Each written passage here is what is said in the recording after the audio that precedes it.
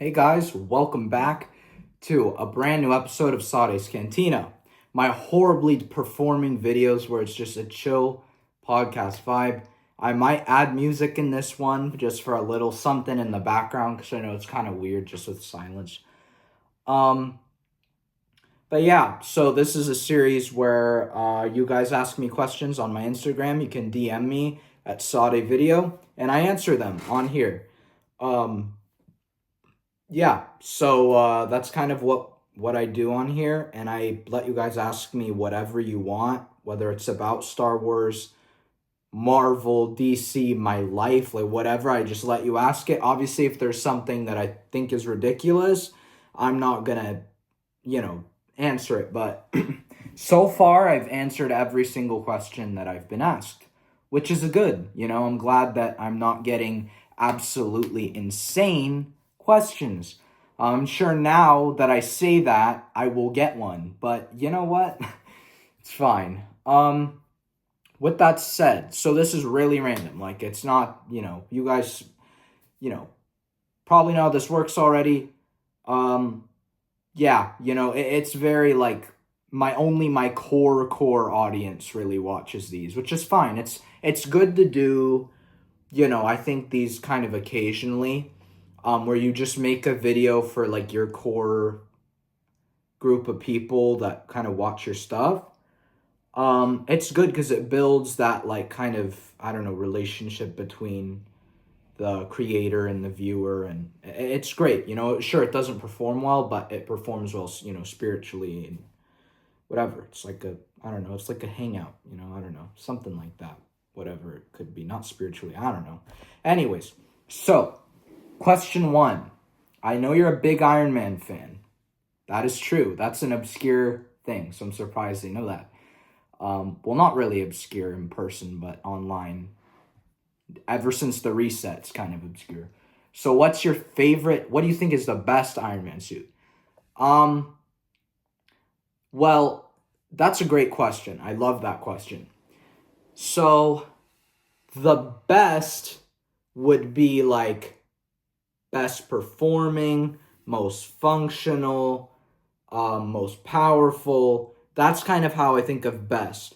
Favorite to me is like personally like how it looks, whatever. Those are two totally different things. So best would probably be Mark 85. And I know that sounds basic and lame and boring, but it's true. Tony Stark builds his suits, and improves with everyone.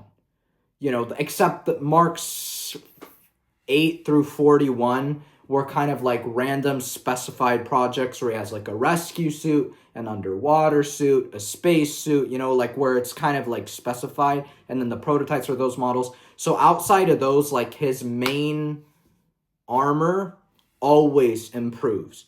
And there's never a point where it stops improving.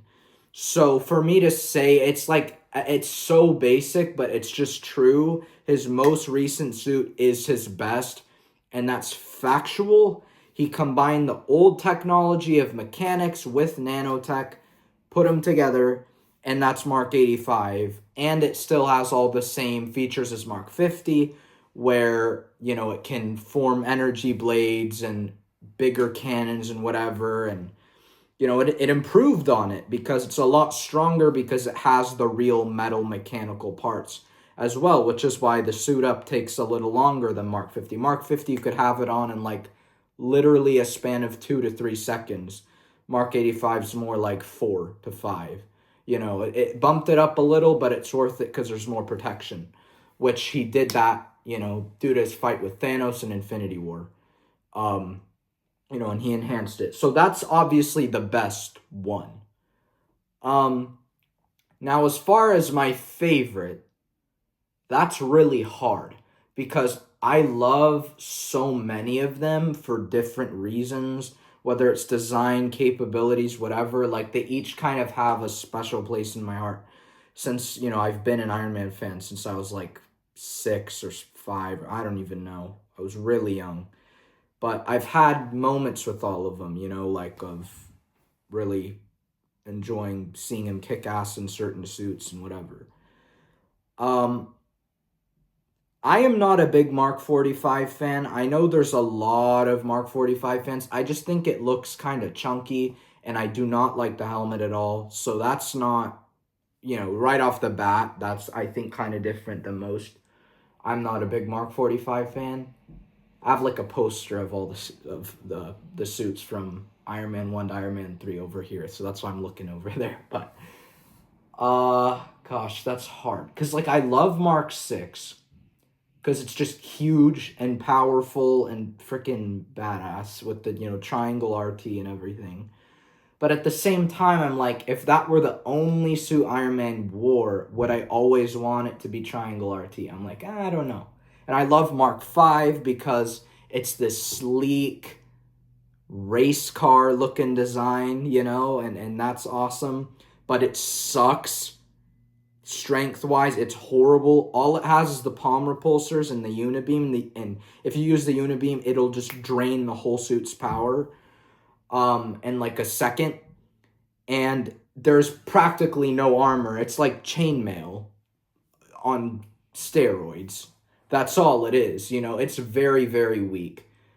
Compared to Mark 4 or Mark 6 or even Mark 1. Mark 1 had a ton of armor. Mark 5 is very low on armor, very light, because obviously it had to fit in a briefcase, so it's not good at all, in terms of defense. I mean, you see it. Whiplash hits it once, and it's like, there goes a repulsor, hits it again. There goes the other one. Like, it is super weak, but it looks really awesome.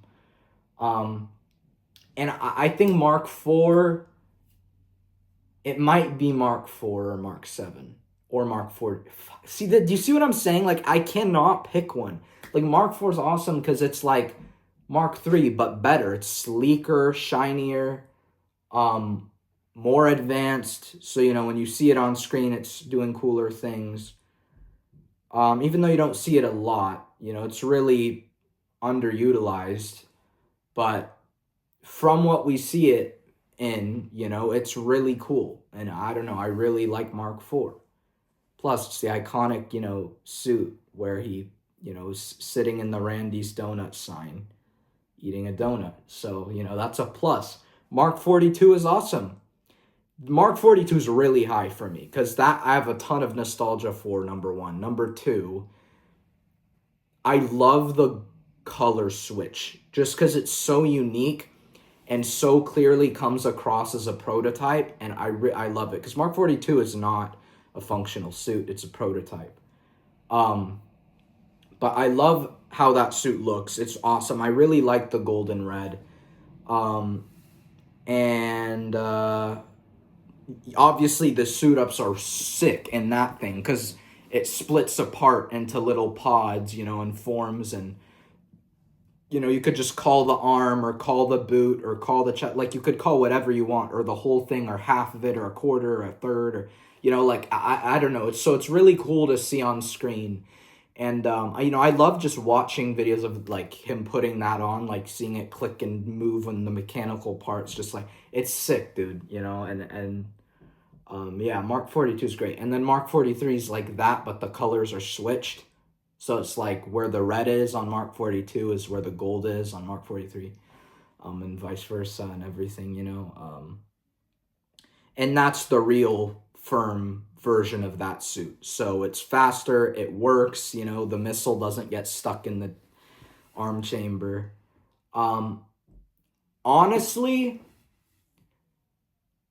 dude, this is so tough. I'm going to give you an answer, I swear. It's just I have to think really hard about this because, when you say something on the internet, it's like there, That's like, I don't know.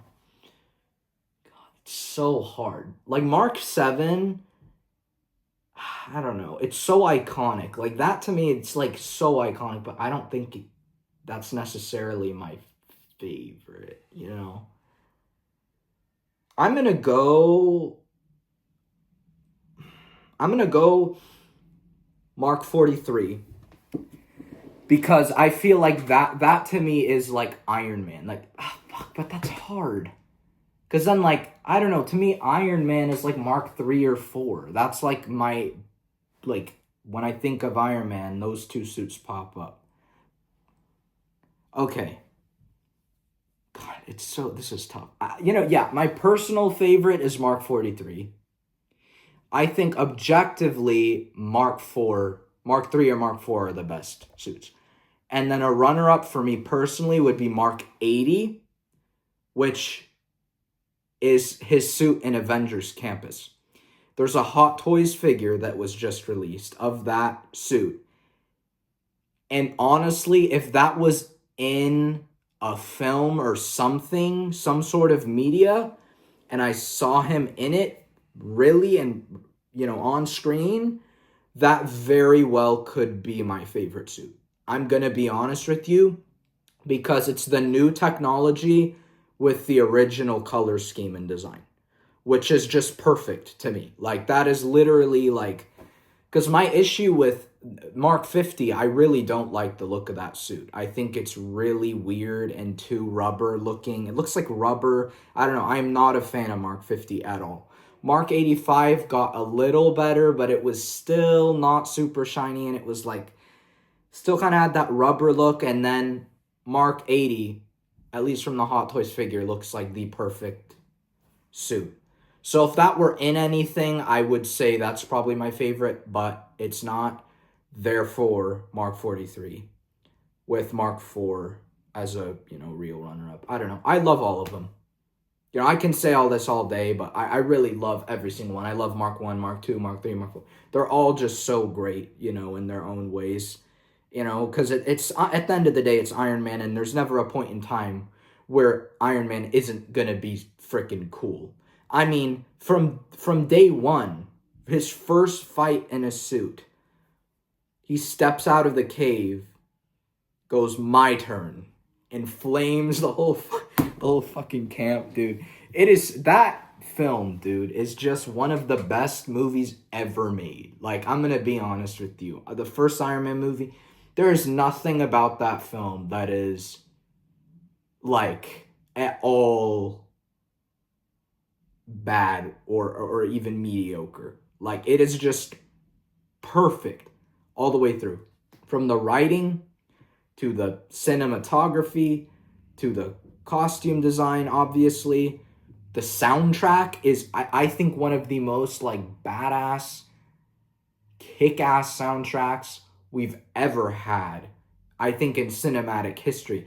I mean, Ramin Djawadi just, like, rips the electric guitar whenever Iron Man's on screen, and it is the coolest thing ever. I'm telling you, look, I'm going on and on just this question alone, but I don't care. Like, you're telling me Iron Man flying in the middle between two F-22s in one shot with this, like, electric guitar and strings, like, score playing in the background. That has got to be one of just the most badass, cool things on the face of the earth. Like, I'm going to be honest with you, that shot alone is just the definition of cool. Like, come on, man. Or he shoots the tank, turns around before it even blows up. Like, dude, like, oh, fuck, dude. With just that alone, the action sequences and the score makes Iron Man one of the best films ever made. Then you incorporate the story and the journey of Tony Stark throughout that film, then it's even better. It's crazy. The MCU to me has never reached the point of the first Iron Man film and the first Avengers film since those movies came out. Like, we just have not gotten to that point of just pure human joy. Like that. It is just a ride and a great story. And that's everything I look for movies.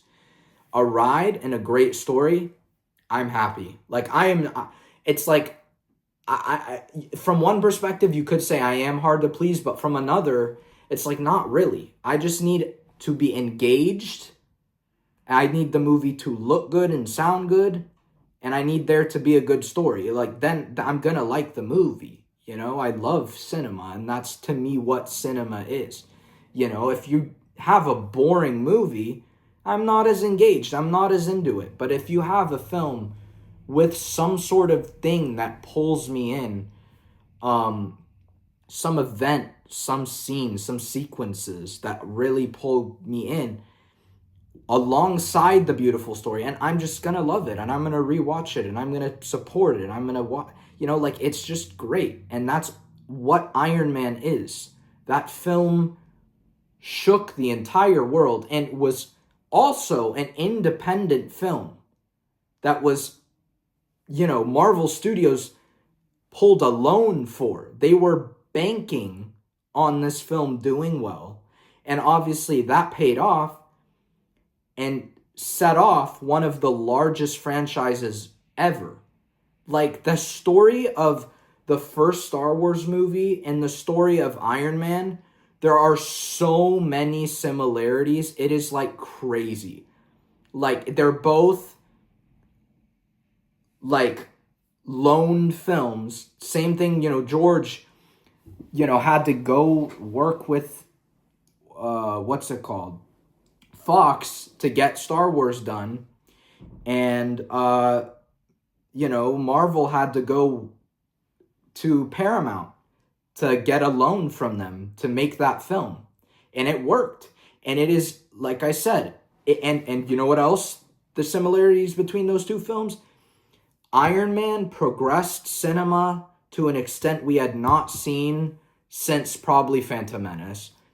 And Star Wars obviously did that tenfold. You know, like, the first Star Wars film literally was a turning point for not only cinema, but media.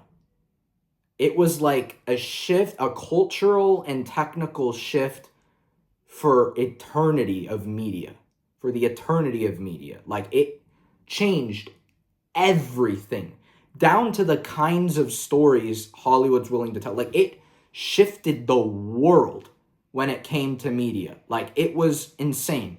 And Iron Man pushed cinema forward in a direction that people never thought would work.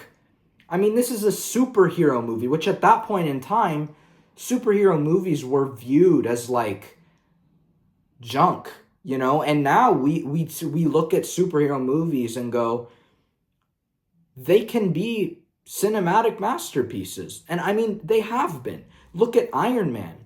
Look at the Avengers. Look at Avengers Infinity War. You know, look at the Batman. Obviously, the best, I think the second best film of all time, The Dark Knight. Right? Like, all these films that have just shaken the earth and been a huge influence on pop culture and cinema all started because of, you know, I think the success of both Iron Man and The Dark Knight in the same year. 2008, I think, was the best year for superhero films. It was. I mean, you have Iron Man and you have The Dark Knight. The two best films in both of their franchises. I mean, it's like, and I really think the issue is now is these Marvel, especially, and DC, unfortunately, I mean, obviously not anymore, but the DCEU, they got too complicated. And it's like the whole thing with The Dark Knight and with Iron Man, especially with Iron Man is not a complicated story or premise. You know, like, it's a very simple, easy to follow story. And those are always the stories that perform the best. Look at Star Wars, same thing. Very, very simple story. But what did George do? He wrote all these things, bits and pieces, just in dialogue that expanded the universe tenfold. And that's what Iron Man did too. Little symbols, little pieces of dialogue, little, I guess, groups, organizations, characters showing up. Just these tiny things that in a default film would just be like characters in that movie. But in this case, it's introducing parts of that universe. You know, it's the same kind of deal. those are always the movies that do the best. The Dark Knight is, I'd say, a lot more complicated than Iron Man or the first Star Wars movie. There is a lot more narratively going on that is like, you know, deep and, you know, I guess complicated and harder to understand because it is a Chris Nolan film. But, you know, still, I mean, it's not like some weird question your life A24 movie, right? It's just a good fucking movie. And this is what I always tell people, dude. Is I'm like, just make a fucking good movie. Who cares if it makes you question your life or not? It doesn't matter. You just need to make your movie entertaining and well done. That's all that matters. That's literally, it is the, people overcomplicate movies so much that they lose their audience. They overcomplicate their universe so much, they lose their audience. Like, look at George Lucas. He made the most vast, expansive universe ever in fantasy, and still somehow made it feel the most simple and easy to understand out of all of them. And that to me is the most mind-boggling thing ever. Like, how do you manage to make the most expansive yet most simple simultaneously? And he did it. And it like works to the point where he was fooling critics, because the critics would go into Star Wars and they would be like, what is, like, like, this is just some kids movie, this is just some. And then real viewers and fans who actually paid attention, looked past their clipboard, they saw the universe, they saw the expansive story, they saw the details, they saw between the lines. You know, that's what Star Wars did. And no franchise, brand, film, book, story, you name it, has done it better than that. Ever. Ever. Ever. In human story history. Other than the Bible. That is one. The Bible, obviously it's God, you know, so he's God. That's going to be always the best, you know, that's kind of how I think. But just to clarify, the Bible is the most expansive, overarching story ever. I mean, literally, you see all the, like, cross-referencing. It's, like, insane, like, how perfect that book is as a story. When you look at it just as a story, and you're not even looking at it at, like, the, like, viewpoint of it being literally the word of God, like the creator of the universe. When you look at it as a story, it is the best story ever written. And it's not even meant to be written as a story. Like, it's insane. But Star Wars, you know, obviously way down on the totem pole from that. In the human possible realm, is the best story ever made on the human possible realm. The Bible being number one, beyond number one, you know, with the story of Star Wars being, I think, the best tale that's ever been written. And it is. And, you know, a lot of Star Wars is based on the Bible. A lot of it. A lot of the characters and themes and religious aspects. A lot of it is, I think it's more Christian than Buddhist. I'm going to be honest with you, and I've studied the shit out of Star Wars, and I honestly, and I'm not just saying that because I'm a Christian, but I legitimately believe that Star Wars, the moral values of Star Wars are much more tied to Christianity. Sure, the concepts of these robes and the lightsabers, that is very, like, Buddhist, Eastern philosophy stuff, you know, like the lightsabers or like the katanas, the robes obviously being like the Buddhist monk robes, and there's a lot of similarities there.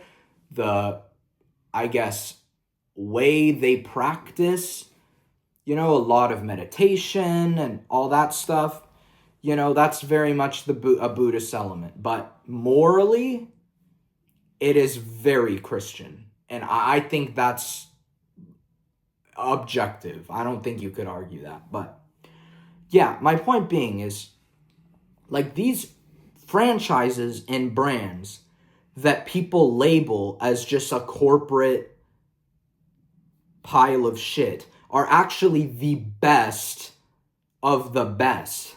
Between Star Wars, Marvel, DC, like Lord of the Rings, like, these nerdy corporate franchises are the best stories ever made. The most expansive and the most influential. And you have to remember, when Star Wars first came out, it was just another movie. It was just another thing. When Iron Man first came out, this was a character that wasn't super well known. The comic fans knew who he was already, but it wasn't this huge character. They took some, well, at that time was known as some like side character for Marvel and made him the most respected Marvel character outside of Spider-Man. That is really freaking impressive. To be able to work up to the cultural impact of Spider-Man with Iron Man, who, had, I think, the best of his comic stories before the movie came out, but still culturally he was not super relevant until that film, and he became the second best Marvel character. I mean, it's insane. Like, guys, these stories of not just the stories themselves, but the stories of how the stories were made are so, like, impossible. Like, they're things in your wildest dreams that you never expect to come true. That is what Star Wars, that is what Iron Man, that is what The Dark Knight, that is what the Batman did. Like, these films have literally shaken the world. And it's honestly hard for me to even understand how that could happen without some sort of, spiritual something going on. Especially Star Wars. I mean, it's true. When you preach God's word, you're going to see cool things happen, to whatever platform you're preaching on. You're going to start growing, and that's George Lucas. I feel like, because George Lucas is not, from what I'm aware of, who knows, he could secretly be, and that's a whole thing, because Hollywood is, I don't want to say antichrist, because most Hollywood is not fully antichrist, but they're anti, I think, the whole concept of religion.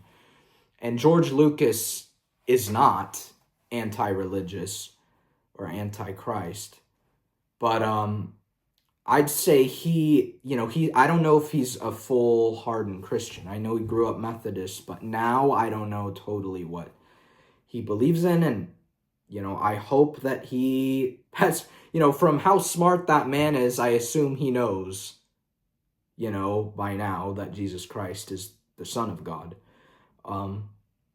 But, yeah, I say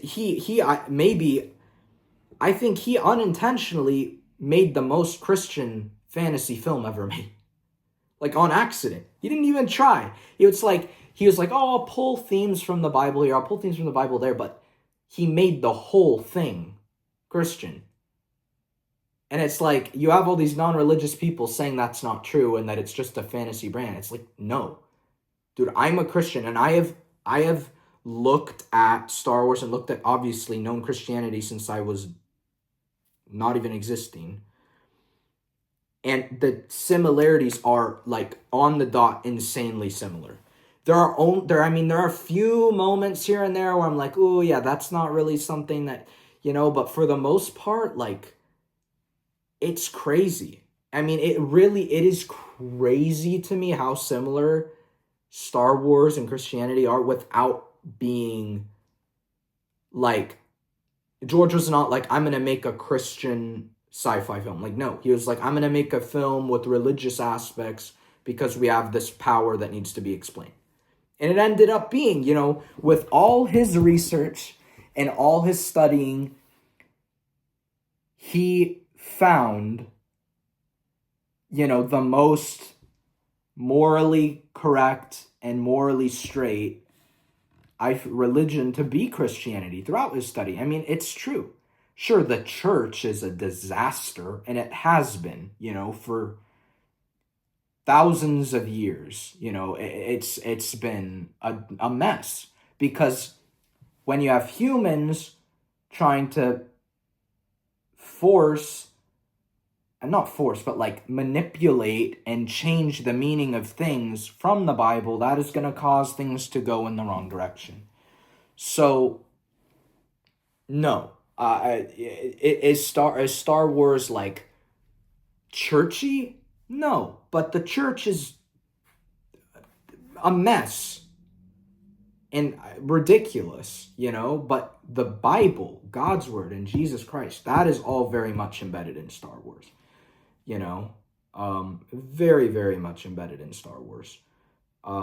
Yeah, but my point being is, dude, and then you look at Iron Man, and what is that? Being a good person, right? You look at Batman, what is that?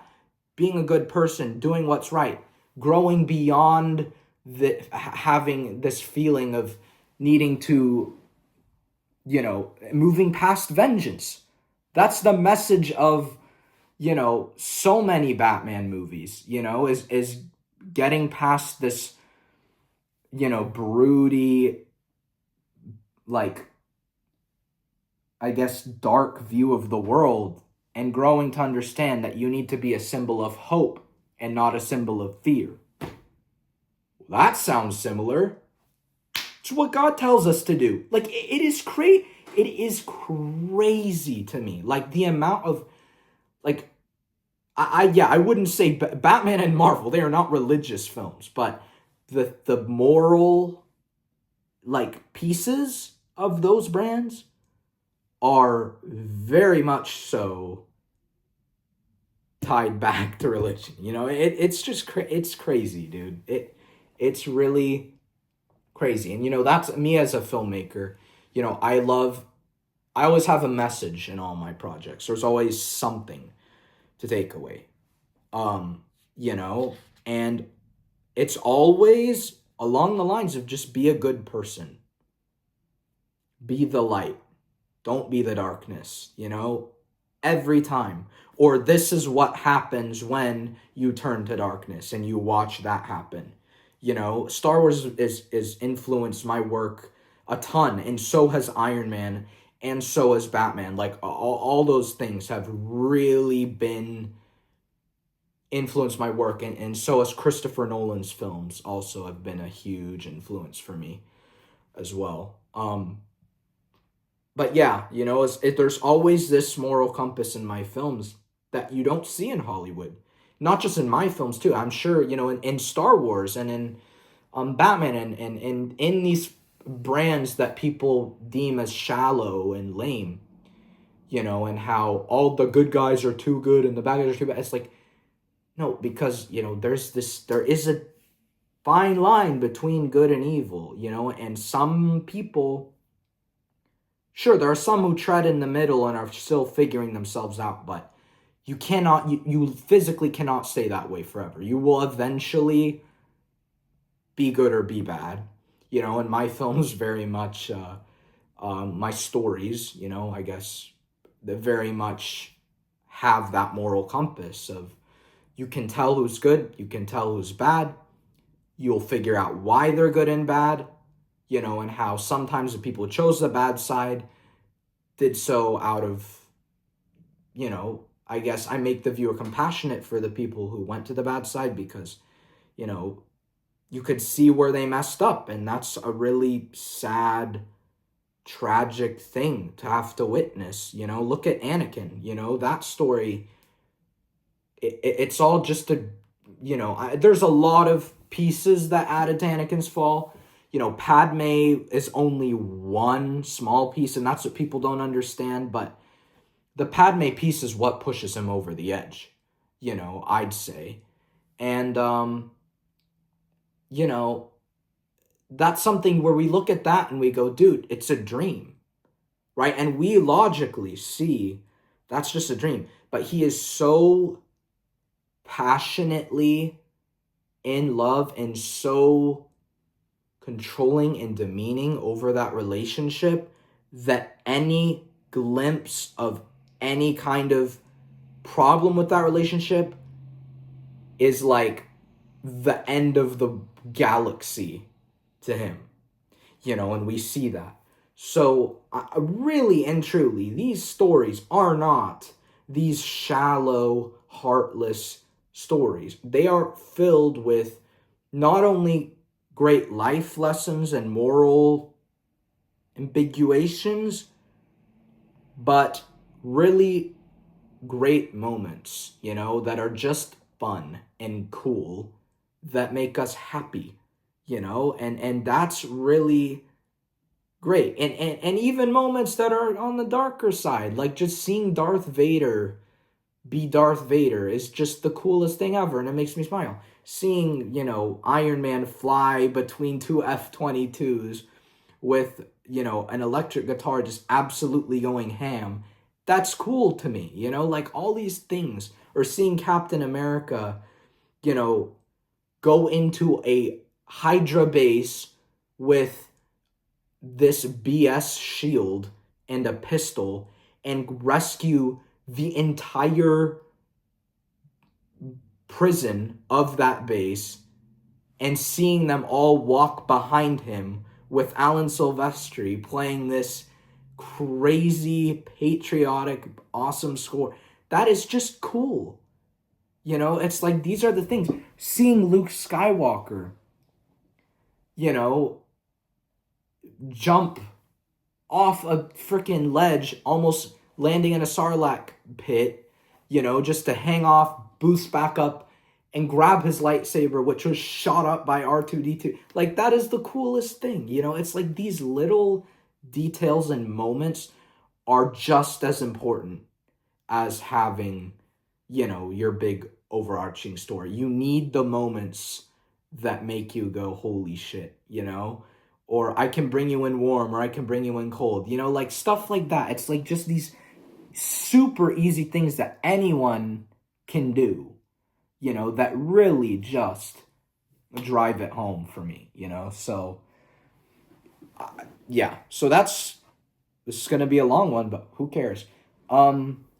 Yeah, so that's kind of my thoughts on these brands and my response to people, I guess, looking down on these heroes and stories that have shaped me as a person and filmmaker. You know, I'd say if there's any of those kinds of people watching this right now, you're wrong. I've ferociously proved you wrong, and if you want me to ferociously prove you wrong more, you can feel free to message me on Instagram. I'll write you an essay. Whatever you want, you know? Dude, I mean, not really write you an essay, but, you know, prove my freaking point.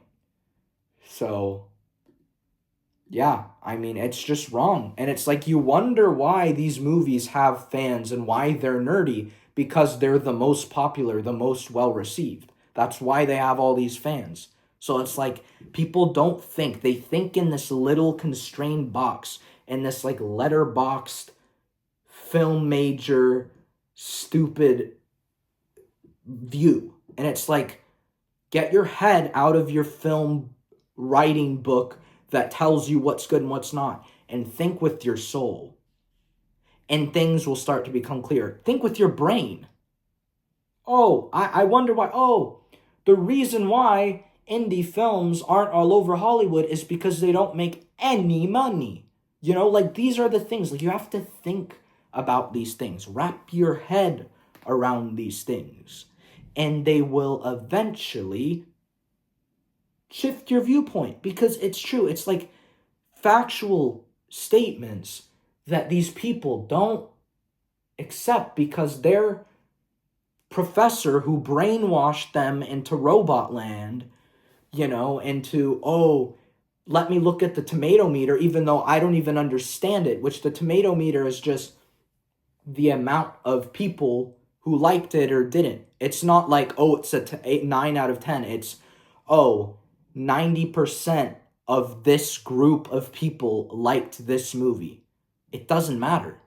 The audience score is regular people going on and rating the movie, but even that can be wrong sometimes. Looking at any kind of rating system like that and not understanding that and then going, oh, you're weird because you like this movie because as this rating, it's like, no, you don't even fucking understand how movies work. You don't understand how Rotten Tomatoes works. It's like you're an idiot. Like, don't argue with someone when you don't fully understand a situation. And this, I live by that. Like, if someone wants to argue with me about who's the best performing NFL team right now, I'm not going to start arguing with you because I don't know. I don't watch a lot of football. I watch some games here and there, but I'm not super into it. I'm not very interested in it.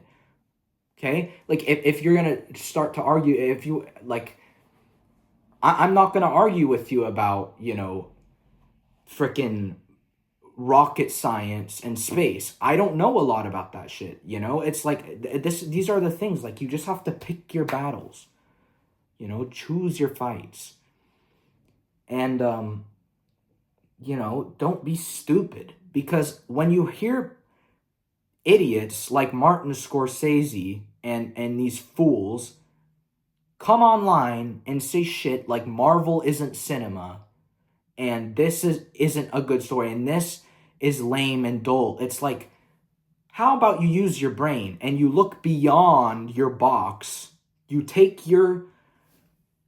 it's like you're living in this town and suddenly you have to remove your box and see everything else around you. Then you might understand what the truth is, But if you don't do that, and you have an ego as high as Martin Scorsese, who's only saying that to inflate his movies and his opinions more, without having any factual reasoning for it, other than, oh, in my opinion, these movies suck, and they need to be more artsy. That's not facts. That's not statistic. That's nothing. What I just told you is facts, and it's statistical, and you can fucking look it up. So it's like, I don't understand these snotty-ass kids, and especially in this generation, who walk around, telling everyone that these franchises and brands aren't movies, and they're not real cinema, and that you're immature if you don't like them. Fuck you, dude. I mean, honestly, dude, fuck yourself. You don't understand movies then. At that point, the fuck are you doing? Dude, like, you have to grow out of this phase of refusing to accept the truth of things. You have to. It's ridiculous. And it is literally killing cinema right now. Movies are struggling so bad because you have these crazy ass people who walk all over the world, tell people, you need to follow these guidelines. You need to read this book. You need to have diversity. You need to have all this shit that dilutes and fucks up your movie. And it's destroying cinema. It is. It's destroying it. And now finally the DEI stuff is like kind of loosening, which was a huge issue. Not that, oh, because there's multiple people of skin color, so that's, now you're a racist because you don't like DEI. No. DEI, and I've explained it before on here, it's a fucked up method to try to be more socially modernist. That's all it is. And it's fucked up. It's like you're eliminating people from both sides because you need 50% of this, 50% of that. It's like ridiculous. It is so ridiculous. Like, honestly, it's fucked up and stupid, you know? It really is. It's really fucked up and stupid. But yeah, you know, these guys are the enemies, you know, and I'd love to have just a friendly conversation with some of them, you know, and just be like, dude, what is the deal, man? Like, really and truly, I don't understand why these people have the egos they do when they don't even make shit. They just sit in a basement, watch a product, and then fucking say all these things. It's like, you have never made a movie in your life. You don't even know what it's like. You don't even know, like, fucking, to me, to really understand film and understand movies, A, you have to know the full history of things, and B, you have to actually try to do it once. Just one time is all it takes, and it will fundamentally shift all of your stupid thoughts and fucking words that come out of your mouth. Because then you'll realize, holy shit, how'd they do that? Right? Like that. This is I'm just struggling to do this car scene. I can't even do that. How they, right? Then it shifts your view. I mean, honestly, like, these clowns are so fucking, like, prestigious and pretentious and like, oh, I'm this and I'm that and I have this award and I have that award. Your words, to me, awards mean fucking nothing. You know, when it comes to like Oscars and Grammys, and I don't give a fuck if your movie won an Oscar or didn't.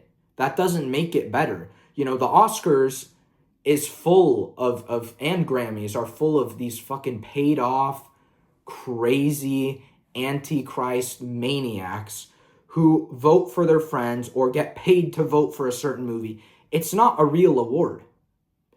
To me, a real award's like People's Choice Awards or stuff where the general public has a voice. That to me means so much more than winning a fucking Oscar. An Oscar is just and oh, Hollywood loves you. That's all that means. It doesn't mean, oh, that's a good fucking movie. That's not what an Oscar means. Sure, there are occasions where something is too fucking good for it to be ignored without absolute blowouts, like Oppenheimer, one of the best movies ever made. You can't have that happen, you know, but you also can't justify to me that Revenge of the Sith not being nominated for best soundtrack or best fucking, you know, visual effects. You cannot look at that alone and try to justify that to me. That's fucking ridiculous and you know it. You cannot look at me in the face and tell me The Matrix should have won best visual effects over Star Wars Episode 1, The Phantom fucking Menace, that started the entire digital age of cinema that is used up to this day. You cannot tell me that. It's because the Academy doesn't like George Lucas, because he rebels against them, because they're a bunch of fucking weirdos, and he doesn't like that. He doesn't like how they over-politicize everything. He doesn't like how they have this single closed viewpoint. You know, it's all these things, man. They're so fucking stupid. The Academy, the freaking Grammy people, the A24 people, the Letterbox people, all of them need to fuck off. They need to go find some other interest, dude, because they're ridiculous.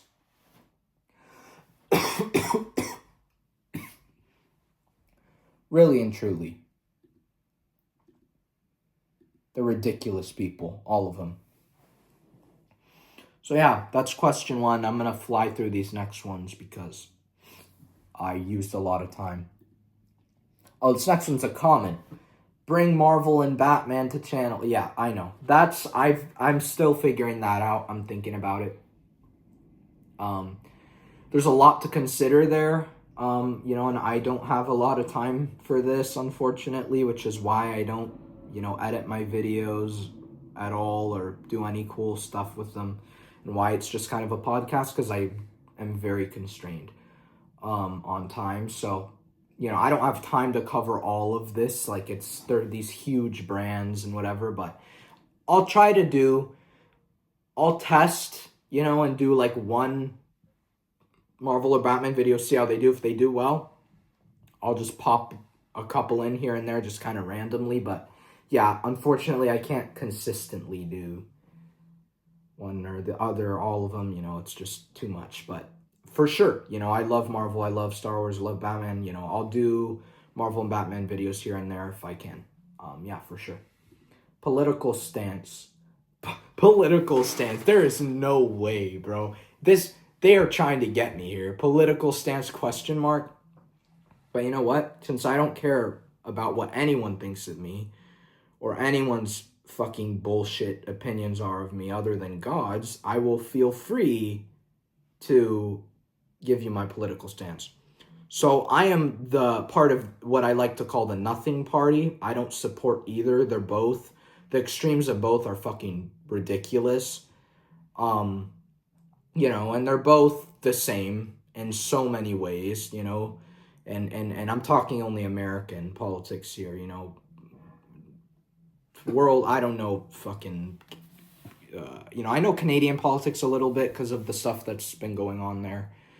But, I don't know all the other countries, but just based on American politics, yeah, I don't affiliate myself with anyone other than God.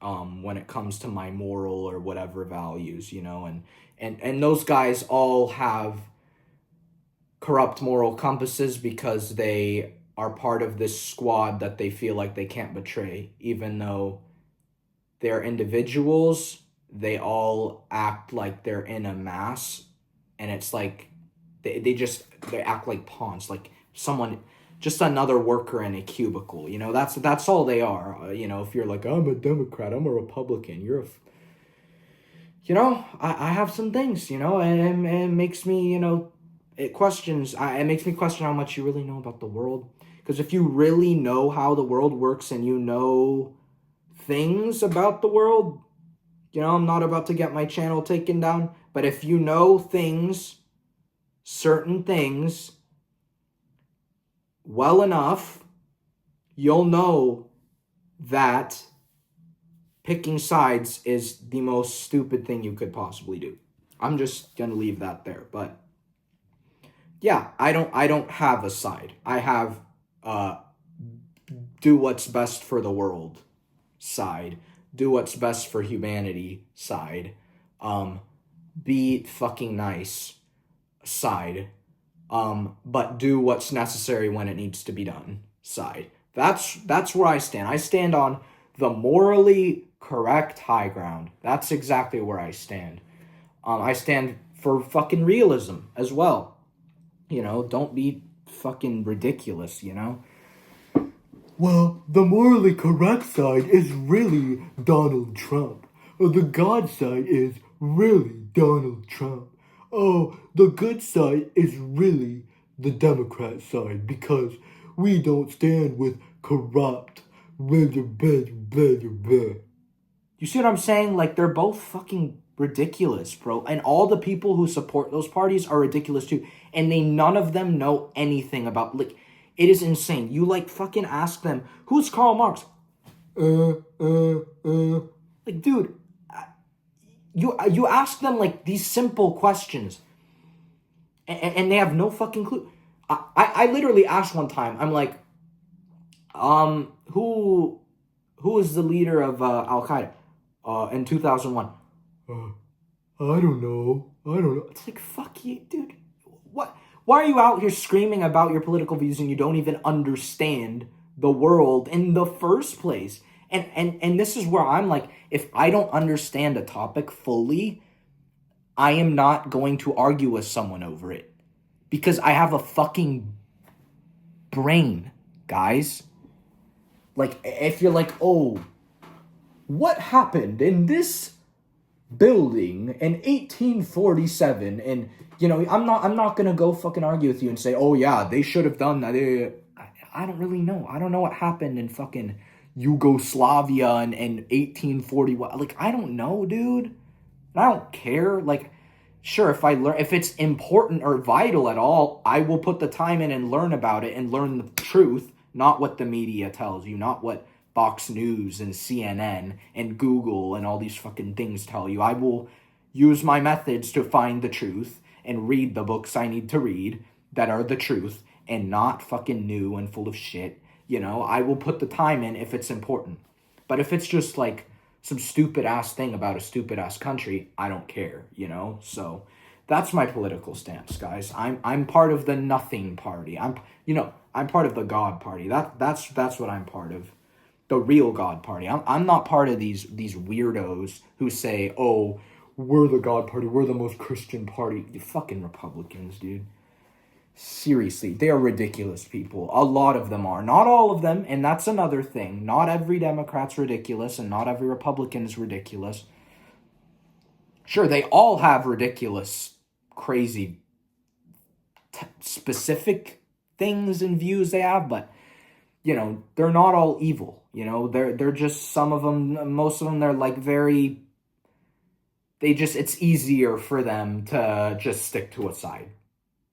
It's too hard to have to really look into things. It takes too much time. That's what a lot of these people, they're like, I don't care about politics. I don't care about how the world works. It's like, well, then don't go bitching about things when they go wrong and you not knowing the full story and the full context, right? It's like, I don't know, man. These guys they're crazy, dude. The whole American thing, political system's a disaster because you have these people who bank their lives. Look, there's a difference between banking your life on politics and caring. You know, there's a very big difference. And so much of America is either banked on politics or knows nothing about the world. And it's like, you need to care, but not be one of those two. It's right. It's always, for politics, staying in the middle, which is opposite of what I was saying earlier about moral compasses. You should always be good, right? But for politics, being good is the middle. Good is the gray line, right? There is never a point in history where choosing one or the other side politically, you know, is the best thing to do. I mean, look at this ridiculous election we had, guys. I mean, you were literally picking between extremes. Like that is to the point we are at.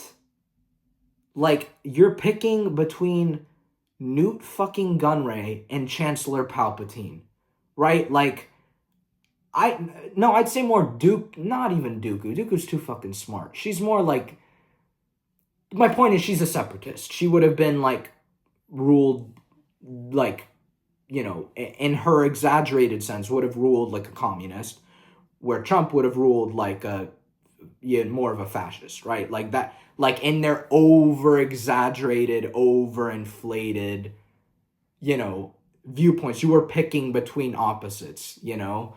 Obviously, Trump is not fucking, you know, Palpatine. I'm not like some weird liberal that's gonna say bullshit like that, you know? He's definitely out there, right? But he is not a fascist. And the people who say he's a fascist, they have not seen fascism, then. They have not seen fascism. It's so funny, dude. It's like, do your homework. And I argue with college graduates about this shit, and I win. And I'm not just saying I win because I win.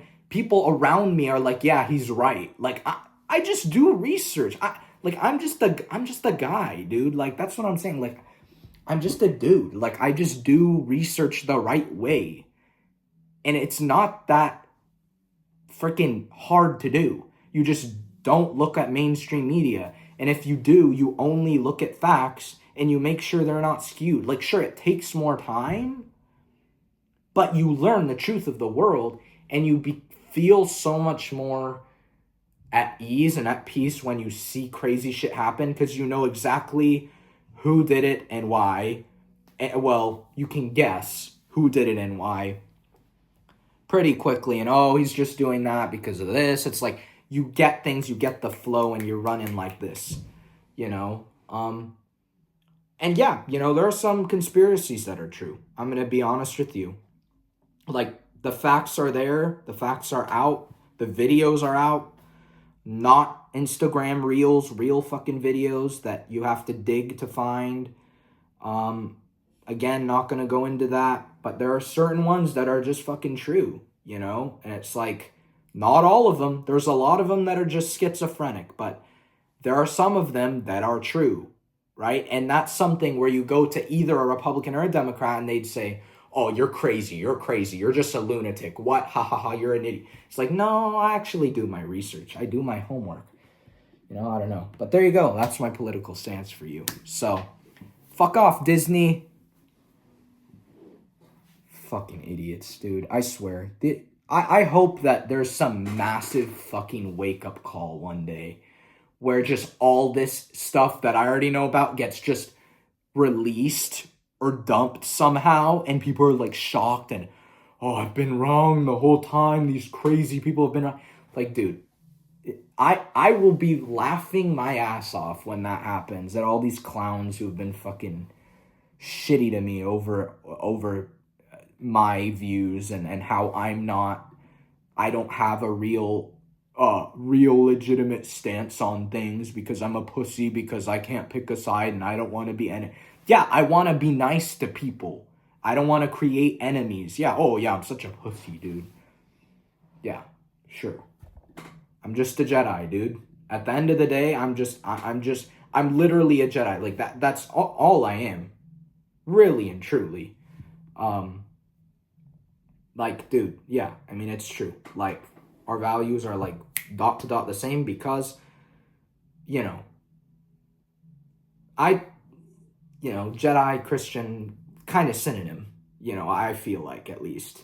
And real Jedi, like Qui-Gon, Luke, Anakin post Return of the Jedi, where he's like Force Ghost, whatever. I'd say even Anakin as a Jedi, he was, more that way, but yeah, like legit Jedi. Yoda, like I get it, I see things. I'm not like fucking Mace Windu, and that's what's cool is like there are Mace Windu Christians who are like, Christianity's even a fucking, not Christianity, but the church. There's always a difference. The church is very split. There's like 1,000 different denominations. And that's another thing. I'm not part of a denomination. I just look at the Bible, I look at the facts, do the homework if I need to do the homework, and that is my fucking denomination is the Bible. It's not Catholicism or Protestantism or whatever the fuck, or Lutheran or Baptist or fuck that. All of it, dude, or Orthodox. All that shit is just fucking muck on the screen. I am Bible Christian. That's all I am.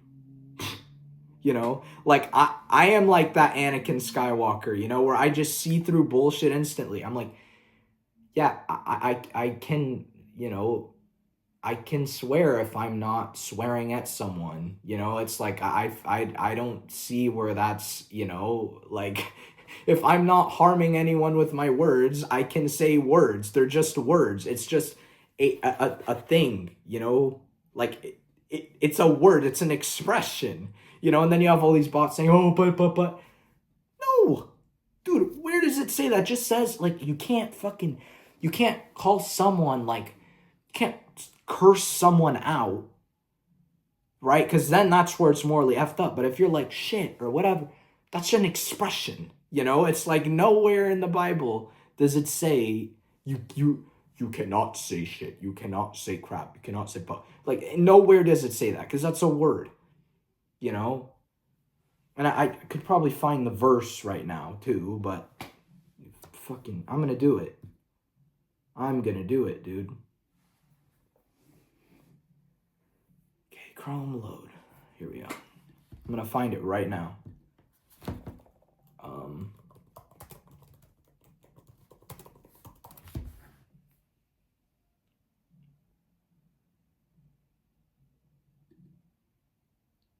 Where is it?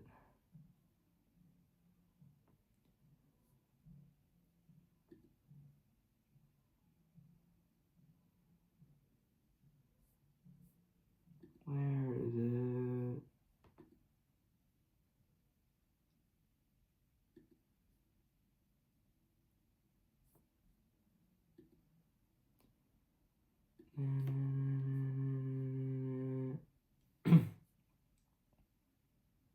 Dude, like, I looked this up and it's like, it's just not.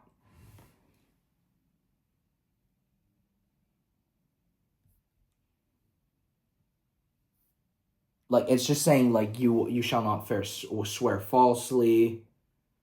God cannot be mocked. Like, it's not even talking about, like, yeah, love your enemies, do good to those who hate you, bless those who curse you. Yeah, like, it doesn't even talk about, like, vocabulary or anything. It's so funny, dude. Yeah, I don't know. Like, this is what I'm saying, guys. Like, I'm a legit, like, down to earth human, you know? So I know I can get riled up sometimes and whatever, but I just want you to know I am not one of those crazy ass people, dude. Okay? Like, I'm not like one of those extreme whatever, like, I'm not, dude. Yeah, keep his tongue from evil and his lips from deceitful speech. Yeah. I mean, it, like, there are things like, do not let any unwholesome talk come out of your mouths, right? Like that, that's what, where you could be like, you know, oh well, technically that's unwholesome. It's like, is it, or is it an expression? You know, it's like there's no firm answer. I don't think, you know, to me, you know, there's a firm answer. Like, you can't, like I said, curse someone out or whatever. You know, like I said, right here, when using vulgar words can be sinful when directed at someone, when used in connection with a sexual act, whatever. You know, be polite and respectful. So if you're at a really nice dinner with your grandparents, use polite, respectful language, right? Like, it's just common sense, you know? It's like, it's not like, yeah. And you shall not take the name of the Lord your God in vain. Bless those who persecute against you, right? It's like, I don't know. It's like there isn't like a firm this or that. Like, it's just an expression, you know?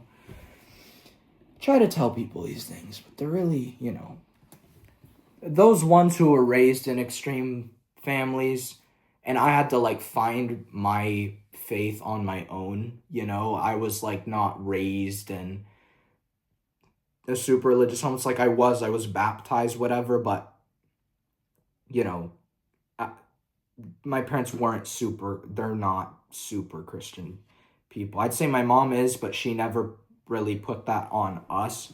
She kind of wanted us, I think, to find it ourselves, which I think is the best way. I mean, more guidance should have been given to me, especially at a younger age. But you know, I don't think when you force stuff on people, it never ends up well, you know? So that's why I'm glad I was kind of raised in a way where I had to, like, my mom would throw in a hint and then I'd have to really, like, figure it out myself. And then you grow in faith way better, way faster, and you don't have this biased view. So yeah, I kind of, like, figured it out on my own, for the most part. You know, I had the basics given to me by mom, but I figured everything else out was kind of, I had to go on that journey and figure things out. But yeah, cool. There you go. I really went in depth there with that question. I answered it. There you go. Disney probably hates me now. I already know that they hate me. But they hate me more now, probably, from this. Hollywood probably hates me more now. But yeah, that's you can't buy me out. I'm not for sale. You know, my mouth is not for sale. There's not a cent. If someone walked up to me with $1 million and told me to tell everyone to vote for this candidate and not believe in God, I wouldn't do it. It's $1 million. I still wouldn't do it. Like, and you're saying, oh, everyone would. I would not do that. Are you kidding me? That's just horrible. Like, it's just bad. You know, so I guess I'm part of the good person party, the GPP. Um, Yeah, the GPP. There's not a lot of members of the GPP. We're very, very, very, very, very, very, very small. Um, I know one or two other members of the GPP. Everyone else is in La La Land or in the ones and zeros or who knows. But yeah. Next question is favorite lightsaber duel. Anakin versus Obi-Wan Mustafar, best fight in cinematic history. I I don't even need to go into that, but that is just objectively the best. Emotionally, physically, music, right? All visual effects, costume, all that. Just the best, the absolute best, the most iconic, best duel ever, ever, ever. But yeah, what are you doing on, bro? See, I know this dude. I'm not gonna name drop live. What are you doing on February 14th? Wink. Well, I'm seeing Captain America: Brave New World tomorrow, so I'm seeing it early at the fan event at AMC, which is cool. And I've heard that it's not good, and I've also heard that it's okay. So I'm like, I don't know how I'll feel about it, but I still want to go check it out. Plus, it's Harrison Ford, like that's sick, and it's Captain America. Just seeing that shield, man, it brings me so many memories, um, and just hope.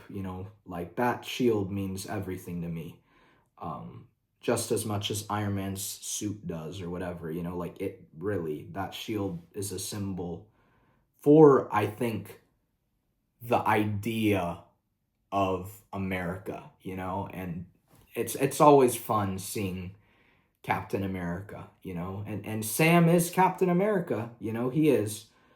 Um, is he better than Steve Rogers? Hell no, but is he Captain America? Yes, he is. And that's been established in the comics. It works, it makes sense, it's logical. And I'm here for it. So I'm kind of excited for it, honestly. And I have not been excited for a Marvel movie since Deadpool. And I know that wasn't that long ago, but pre-Deadpool, I was not excited for a Marvel film in like years. Like it was crazy. I was like, oh, why am I kind of excited for this? And same thing here. I'm like, I'm a little excited. I don't know. Just seeing Captain America with that shield, man, is enough for me. Obviously to an extent, but still. But yeah, that's what I would have been doing. But yeah, on actual February 14th, I am flying to a funeral. So, with that said, not very romantic, yeah, I'm not a very romantic dude. I'm very like, I've had things happen and I've almost gotten in a couple relationships, but I've jumped ship, just because I kind of realized, like, do I really want to put time into this? Do I really want to, uh, you know, deal with having to get in this social situation that could end up in drama? Do I want to, you know, ruin this friendship because of this and that? It's like, do I want to, have to take time away from film to do this and that? It's like, do I want to have to go to this and that place and that dance and that whatever? It's like, fuck no, dude. Like, I really don't. If I met someone who was willing to, I guess, who had a life outside of friends, and I have my boys, but not like friends, but like friends, like the high school friend groups and freaking TikTok, and they actually had some sort of like goal with their life, some sort of thing, like that they want to be a successful person, and they have good morals, sure. Because if someone who has those things and likes those things would understand, I gotta do what I gotta do, and there's times when it's right, like yeah. So as of now, and that's really impossible. Gen Z is so terrible with dating and relationships. It's like ridiculous. I don't even consider myself Gen Z. Like, it's embarrassing. Like, honestly, it's like, I'm Gen Z. Ooh, ooh, It's like, sure, there are things that, like, the fact I have this insight on the world and everything, that is very modern because the internet has given us access to, all these things. But would I say I act Gen Z? And, I think from this video alone, you could tell I'm not like one of those people. But I wouldn't even consider, I wouldn't even consider myself Gen Z. I don't want to be affiliated with this generation, and I hate to be generationally stereotypical, but it's true. Like, the Snapchat dating is so bad and morally fucked in so many ways, and I feel like cheating's been normalized through that too, where you can clearly tell people have side pieces, and it's like, I know that's always been a thing, but it's just way worse now, and I don't want to be a part of that. I don't want to be involved. And I'm very Anakin-y. I have an edge. And when people, get, and this is not a good thing. I'm not like trying to be weird and brag about, oh, I have an edge, but I do. And when people brush on that edge, I get very,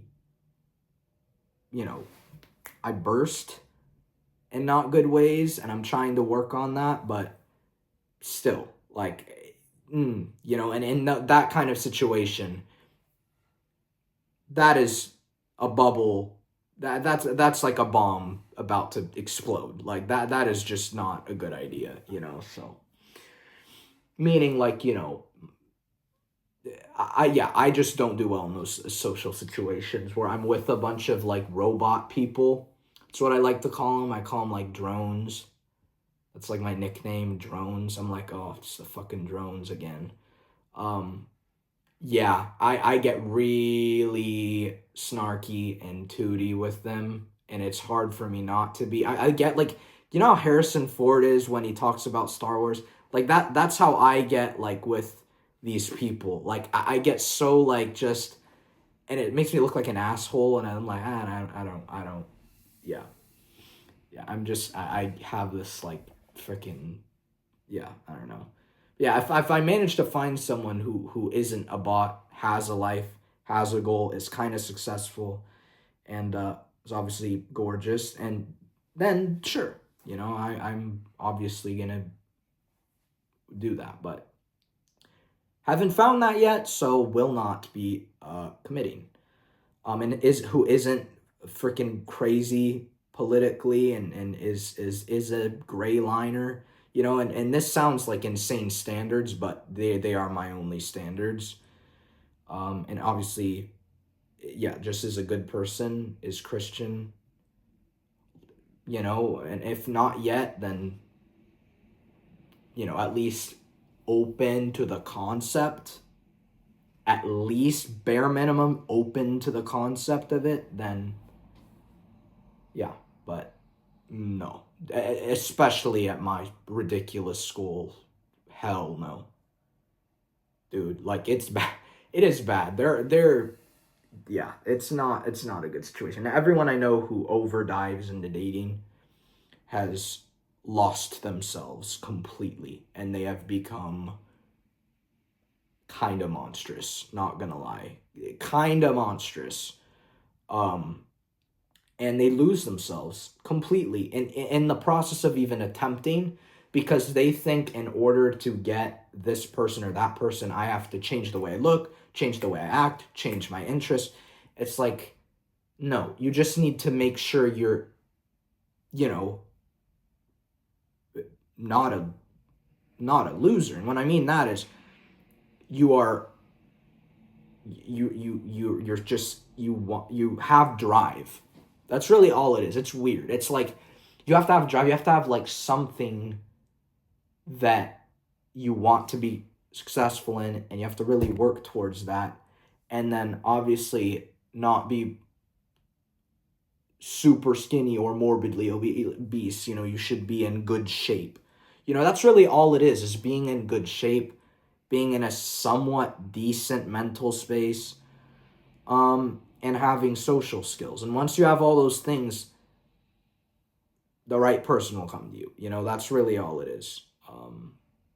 You know, it hasn't happened to me yet, but I know that at some point it will.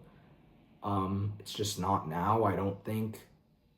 Uh, but yeah, that's kind of how it is. It's really not a big priority for me ever. That's not what I value, you know, in life. It's just, you know, I guess my values are more akin to, I guess, those of like Batman or something, where I just want to, you know, try to make the world a better place in any way I can, and try to inspire people to be better. And just being kind of like a I guess, not role model, like I'm some great flawless guy, but like, I don't know, just someone to look at and go, oh, there's something different there, you know, like there's this goodness to this person, you know, that's kind of what I want. I just want to keep that spark of good, and that spark of um that crack in the matrix in their head, you know. I just want to be that thing, you know, for people. And that's what I want to do best. Is I want to help humanity, you know, and making films and making my art, I found, is the best way to do that. Um, you know, and that's where I'm headed thus far. So, and I think forever. I think that I found my path super early, and that's the greatest gift from God I think I've ever had, really, was knowing where I was gonna go at age 10 or 11. That's really, really uncommon.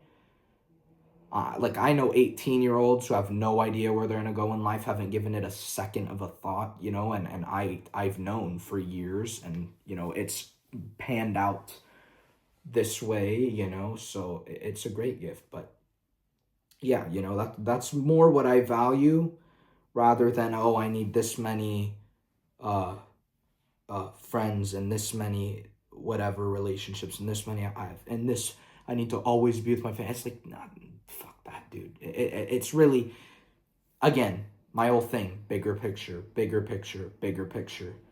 Um, always is a bigger concept, you know.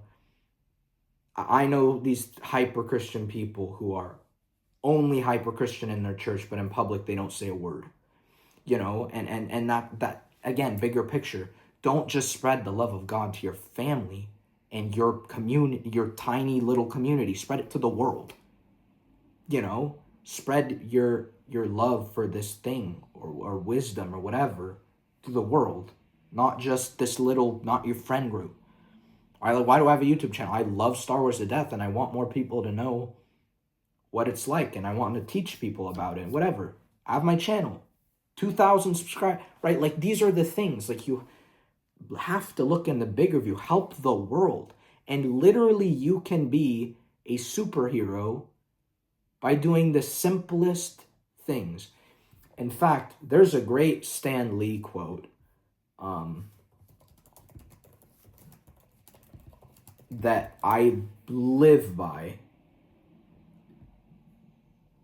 And it's, here, I'm going to look for it.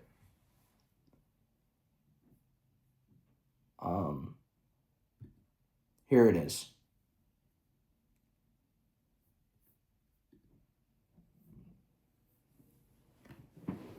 I think. God, where is it? I wish I knew it off the top of my head, but I don't. Here we go. A hero is someone who is concerned about other people's well-being and will go out of his or her way to help them, even if there is a chance of no reward. And there's another one. That's not the full thing. Yeah, here it is. Here it is. That person who helps others simply because it should or must be done, and because it is the right thing to do, is indeed, without a doubt, a real superhero. That is literally everything. It's like, you don't need, you know, you don't need a shield or a repulsor cannon or shooting webs out of your arms to be a hero. You don't. You just have to inspire good. And that's the most you can do, is inspire good. You can't force good. You can't force your own personal whatever on people, and that's a lesson we learned from Batman, is not, being vengeance, and not, being a symbol of fear and forcing and scaring people to your opinions and your views. You have to be a symbol of hope. You have to be light. You have to inspire and not force, and there's a difference. And so many people of the world force and force and force, and the thing is the difference between a hero and a coward, I feel is one step sideways. To be honest with you, like, all it takes is a step and you're a hero. Like, it's being a hero is not some big crazy impossible concept. It's not. It's just being good and inspiring good in the easiest ways. Helping your community out, spreading love, whether that's online or in person, just being light. And we all struggle with this, and being a hero isn't easy because society doesn't want you to be a hero. They want you to be, cool and, morally ambiguous, and, because that's what's in right now. And so you're not going to get all this attention, and you're not going to get, all this, like, world appreciation for being a hero. Heroes never get that. Look at The Dark Knight. The whole message of that movie is being a hero requires sacrifices, in which Batman sacrificed his entire societal image for the good of his city. And that's what heroes do. Heroes don't sit there and go, oh, I need everyone to, like, praise me. That's Homelander. Homelander's a villain. That's what he wants. He wants everyone to just praise his name like he's Jesus, and he's not. And a hero is someone who doesn't despise and hope for the worst for people. A hero is someone who wants anyone who can change to change. And now I feel there are people who are too far gone. And there's definitely people who are redeemable. Like, Darth Vader wasn't always redeemable. I think at a point in time, he just wasn't. Like, between episodes 3 and 4, I don't think he was redeemable at all. But by the time of episode 6, he had thought, he reflected, he learned things, he softened a little bit, and that tiny opening is all Luke needed, But it's like, this is what I'm saying, like, just being the good in the world is all you should be focused on over anything, and it's impossible to be that all the time. You're gonna slip up. You're gonna say things you shouldn't have said. You're gonna do things you shouldn't have done. I have, but, because your intense emotions that are like, oh, I have to, where you do end up trying to force your good on people is when you really are not being good and you're leaning into the darkness, when you are forcing good on people. When you force good on somebody is when you start to slip. It's like, oh, I'm going to force good in this school right now, so I'm going to go beat up the bully. And that'll show them what happens when you, right? It's like, no, that's not the right way. And that's just one example of how someone can slip up. Or I'm going to cause a problem for this person because I saw them be an asshole to this person. Like, that's not being here. That's like, you're just causing more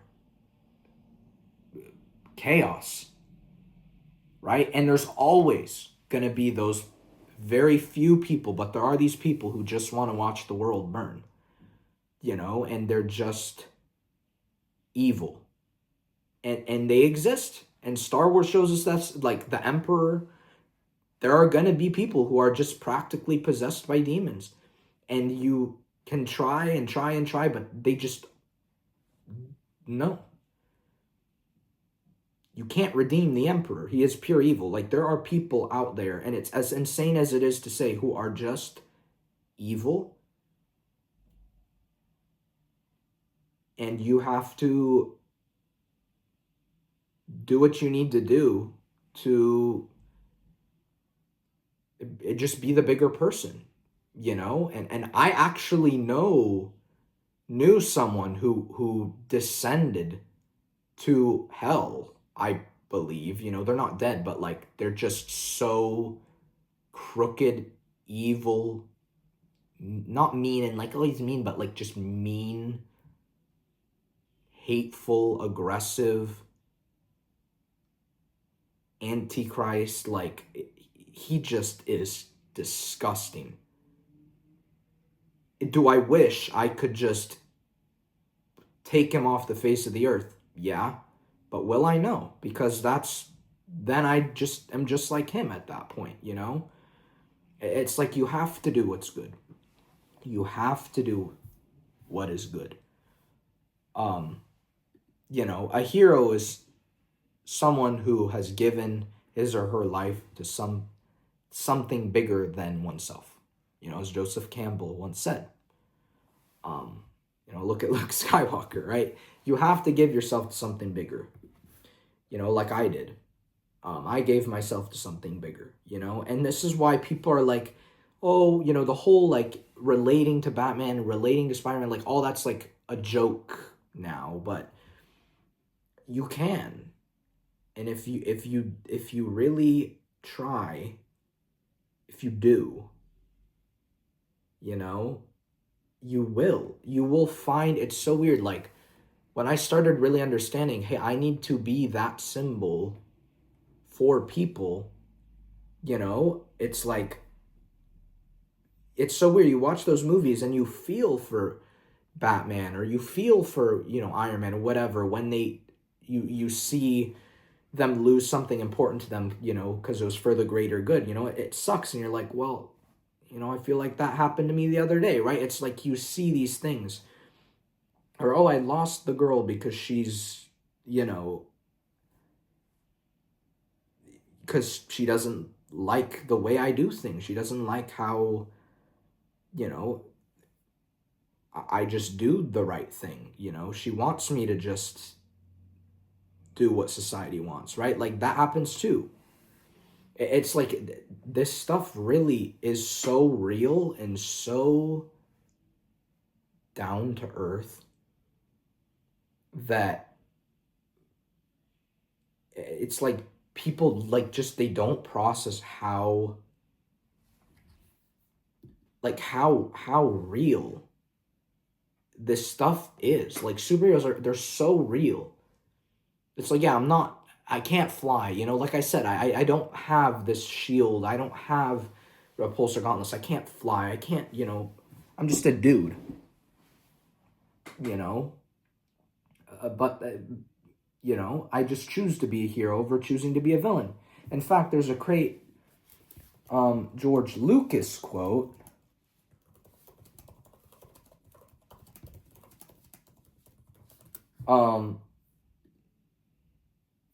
Yeah, here it is. Heroes come in all sizes, and you don't have to be a giant hero.